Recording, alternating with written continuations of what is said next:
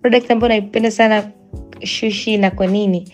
Well, napenda zote kiukweli. Napenda zote.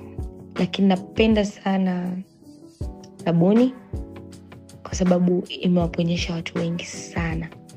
Yaani imewaponyesha watu wengi sana kiasi cha kwamba katika product yangu, yaani sabuni, yaani nasimama confident.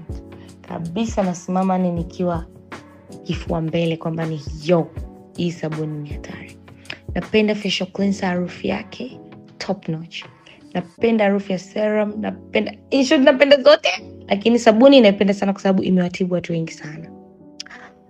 Naiona wapi Sushi ndani ya miaka 5? Tukijaliwa na Mwenyezi Mungu na Mungu akiwa anaendelea kusikia maombi yangu juu ya hii products zangu za Sushi, ndani ya miaka 5 naziona zikiwa zimezalisha vitu vingi sana, kwa sababu naanza vitu vingi sana.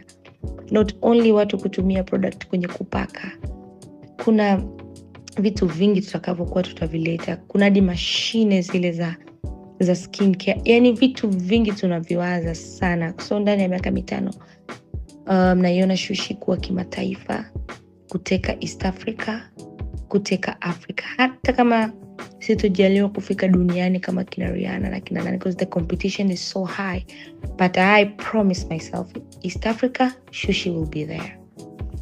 Challenge